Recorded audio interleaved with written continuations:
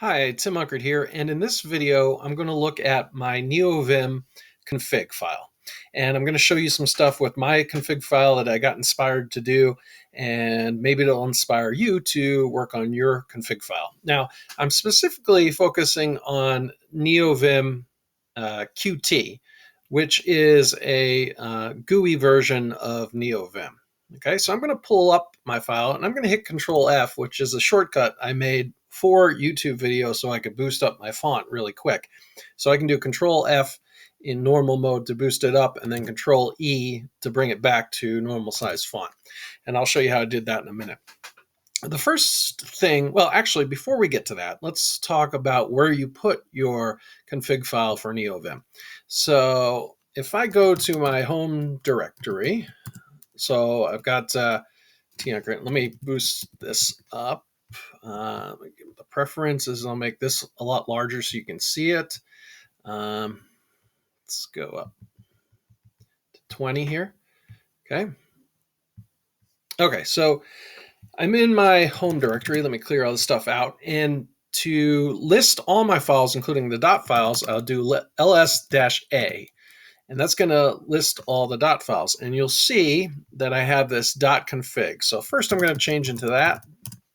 And when you're in that, you're going to have to make a directory called nvim, which is this one right here. I'm going to go into that. Okay, and then from there, that's where you put your init.vim and the path you put for your plugins. Using Vim plugged, I have a plugin directory called plugged. Okay, so the first thing I'm going to do is call Vim plug, which I do it this way, and it goes to that folder. All right, all the plugins go to that folder. This first folder is for Emmet, which I've talked about in another video. I'll include that in the description. I was talking about Emmet for Emacs, but I actually have mine set up on neovim to work the same way as it works in Emacs, because I like Control J versus Control Y comma. I think it's a little, the Control Y comma is like an extra step. I don't have to do that. Okay. For themes, I've got One Dark. That's my primary theme, the one I'm using right now. And I also brought in Vim Code Dark, which is kind of like VS Code's theme, which I like, and also Vim Monokai. So just mix it up every once in a while. And there's plenty of themes there. I also have Git Gutter. So that allows you to see changes in Git files. So it helps you to see what you've changed in the file versus some other version that you've committed to GitHub. And so that's cool. Next one I have is Goyo. So I can go down here and go Goyo like this. And if I do, let's see, Control E to get back to my normal font, it kind of brings it to the center here. So it's kind of like for distraction-free writing. So if I'm writing a blog post in Markdown, I can just kind of focus on the post there. And then I can get out of it by just typing Goyo. But I have let me boost this back up. I have a shortcut for that as well. Okay. For CSS colors, I have Vim, the CSS color plugin that gives you the colors if you are if you use hexadecimal colors. Nerd Tree. So I have Nerd Tree set up, and actually, let me show you. For this one, I set it up to the right. I'm trying it a little different, and I have a shortcut Control B to bring it up and to toggle it out. So Control B brings it up, and then Control B again gets rid of it. Just like in VS Code, you do Control B to get your panel on the side. It's the same kind of thing. I'm trying it out on the right. Figured I'd mix it up a little bit. Then I have Vim commentary. So if I'm in normal mode and I type GCC, it'll comment out of line. And then if I want to bring it back, I just type GCC again, and it brings back the line. Okay, so that's the plugins. Then I set the character encoding for the files at UTF-8. I'm turning file type plugin indent on. Okay, then I have some stuff for spacing. So I have shift width is 2 for HTML, CSS files. I want to keep it at 2, and probably for most of my PHP stuff, but even though WordPress, the formatting guides say use a tab that is 4 spaces. But for the actual, like for a lot of the PHP files I write, I might write some stuff that's in HTML, and using Bootstrap, I want the 2 spaces. Otherwise, it gets too over to one side. Okay. And then for Python, I've set all that to 4 spaces, which is the Python standard. And then here you'll see that I set Control J, same as in Emacs for Emmet in HTML and CSS. So I say for file types HTML, CSS, and PHP, because I'm going to write some HTML in the PHP file, I want to have Control J instead of Control Y, comma. Okay, or Control J is the same as Control Y, comma. So I could do Control Y, comma.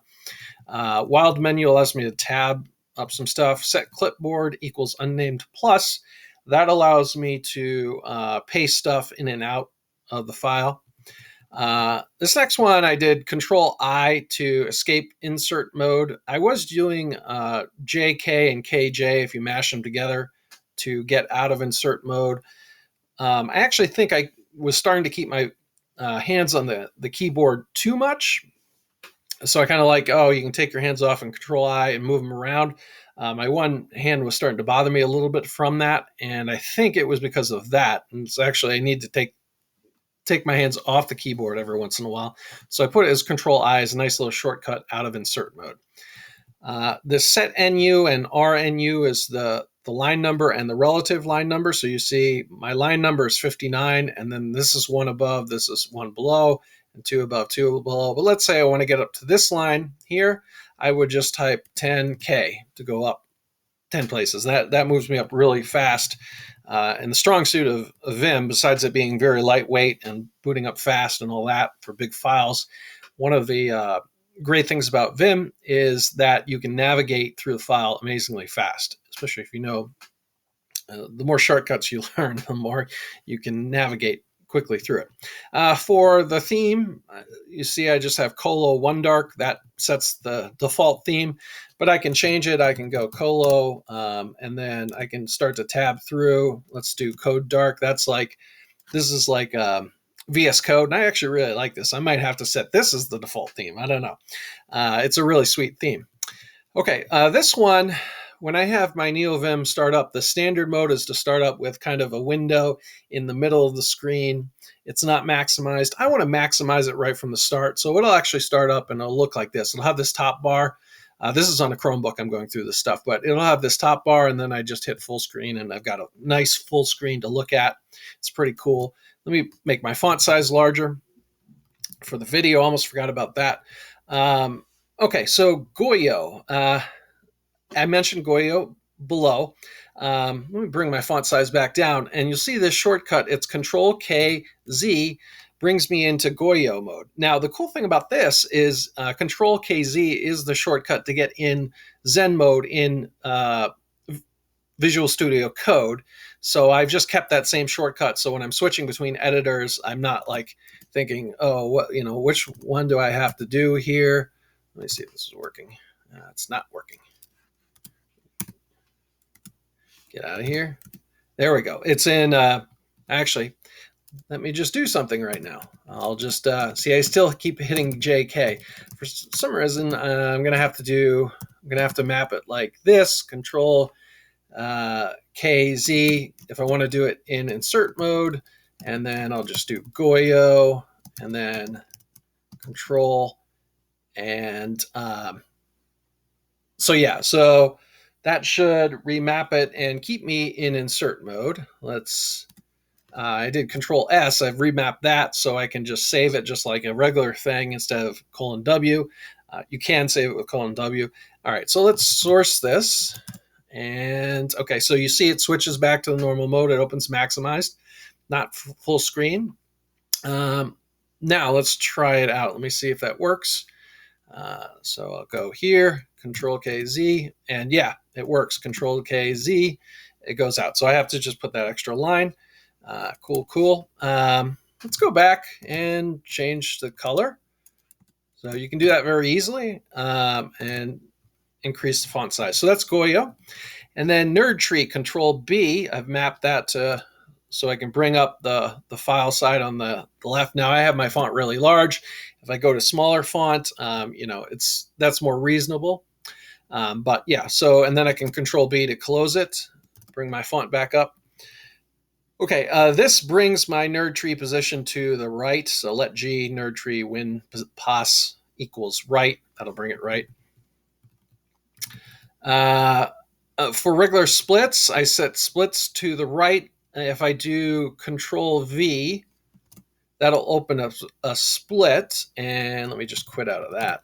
But so that's a quick shortcut I made to open up a split. I set my font small again. I can go back and set it big. Okay, so Control S, I've put it in insert mode and normal mode. It's going to write the file. So you'll see if I hit Control S, boom, written. Okay, so again, that's just kind of keeping consistency between text editors. Oh, and I've also set the mouse. So if I go up here and click, I can use the mouse as well. Nice. Okay, so I know this kind of defeats some of the purpose, but like I said, I think my hands need to mix it up a little bit and get off the keyboard sometimes. I'm also going too efficient. It's not good for my hands. So sometimes it's good to mix it up, use the mouse. Sometimes it's good to mix it up and use the keyboard. This gives me the option to do both, which is quite awesome. So people, you're not forced to get rid of the mouse if you use neovim-qt at least. Okay, so here's the Control F. So I'm setting my font size larger, and then undoing the font is Control E.